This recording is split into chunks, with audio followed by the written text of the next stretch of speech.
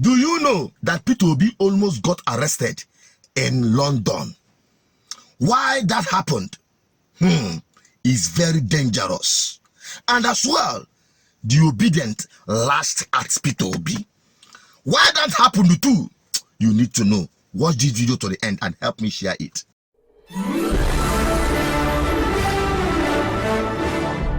This is BVI Channel 1 where you get undiluted truth. Do you know that it was revealed to the public through the top government official? I will call her, she's one of the inner cycle of P2B's government when he was the governor of Anambra State, talking about Professor Okunna.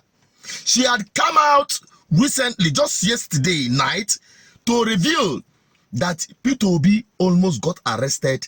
In fact, he got arrested and almost detained in Heathrow Airport when he landed on Friday. Saying that you may not hear this story or have a video clip of this very story, but subsequently you are going to start hearing it from other places. Valid report that somebody was duplicating P2B's identity. And that was why he was detained and handed over a detained note in Heathrow Airport. As the story had it, the woman said that P2B landed, queued up, as a normal, as he in the line where people queue up at the airport for immigration check.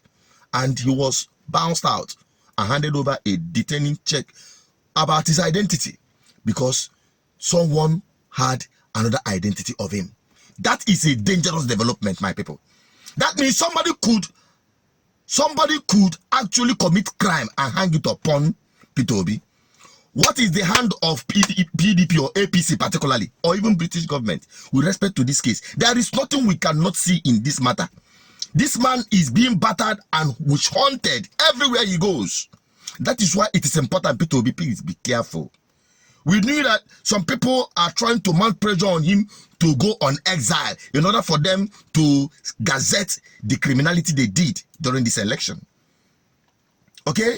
So I'm trying to bring this to your notice for you to know what is happening around P2B. It is very, very dangerous. But that is not even the big story. And that big story, when I want to bring to you, it is mopped up into two. Because when you hear you read the headline, obedient lashed out on P2B. It is not because he was arrested or tried to be detained in Heathrow Airport last week Friday, but because to, put a stamp on the ideology and the spirit of obedient movement. That it is not just about P2B, it is about the conviction of Nigerians who do not have any tolerance for bad governance. They have a repulsive and aggressive response to bad governance anywhere they find it. And P2B nearly for their hand and they lashed out at him. What did he do? The former governor of Anambra State died. We all know that. The Mbadunuju, Dr. Mbadunuju, just passed on recently. And P2B went on Twitter to tweet his normal tweet. Okay, here is it on Twitter as P2B posted. He said, I received the sad news of the transition to glory of late His Excellency Dr. Chinwoke Mbadunuju, the former governor of Anambra State, this evening. His passing is certainly a painful loss for his immediate family and Anambra State. Now, this is not the news itself, but the response of obedient followers on this post or tweet by P2B is the blog post. Let's take this one from Chayoma. Replied, Chairman, sir, his passing is not a loss to Anambra. He was the worst governor in the history of Anambra. You spent 8 years cleaning the mess he made in Anambra. You would have done better had he even tried a little. Schools were on strike for close to a year. Salaries income.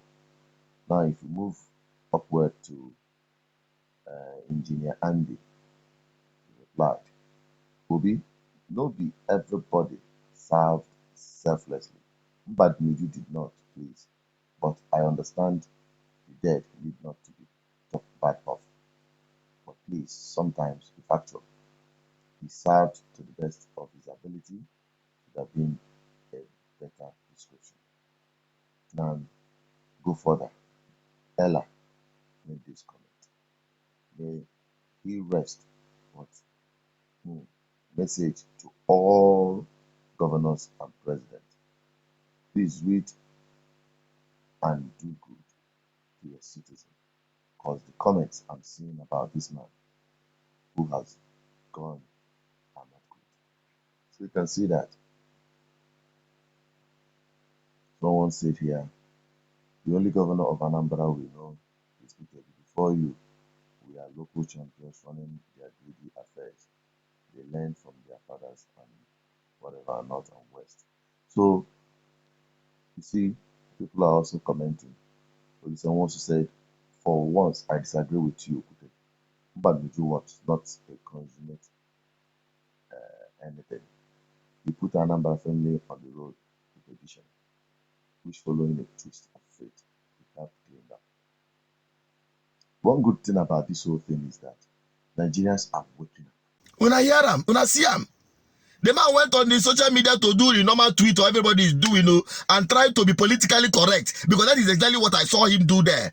But he never knew what was coming. The obedient people lashed on him. You had them. You had there are lots of them. They were lashing at him front, left, right, and center. So when you see obedience hitting hard on anyone, from Tinubu to Atiku to Soyinka and the rest of other politicians who have made their lives miserable, I tell you, they are not keeping it cool with any of them. They are not keeping it cool because Nigerians have been pushed to the wall. And what you are seeing from the obedient Nigerians, which Soyinka refers as fascist or fascism, is just an outburst of a desperate, frustrated, angry, and hopeless Nigerians.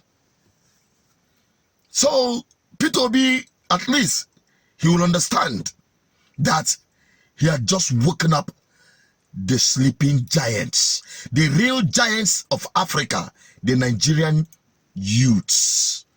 They have woken up. They are making waves in everything they do. The Nigerian youths are the future and the hope of this country. In entertainment industry, in the sports, in literature, education, and the rest of them, you see these young and brilliant Nigerians making waves across the world. The only people that are bringing shame, the only people that are bringing Nigerian name to the mud are the so-called leaders of today. The old never-do-wells with gray hairs that has no shame. They are the ones. Professors rigging elections, whereas punishing students for exam malpractice. This is the kind of Nigeria we have. And this is the narrative Peter Obi is changing.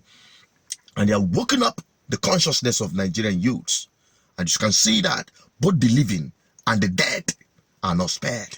So, I tell you, Nigerians and the obedient ones, that is a good one. I salute you for that. And that is to tell you that the obedient movement is an ideology which time has come to stay for good. Continue in the spirit. And I can tell you, sooner than later, you all and Nigerians as a whole, including Africans, will be free. Free from bad governance. I'm only an advocate for good governance. Help me share this video. Drop a comment on the comment section. Let me have your thoughts on this. Bye-bye for now.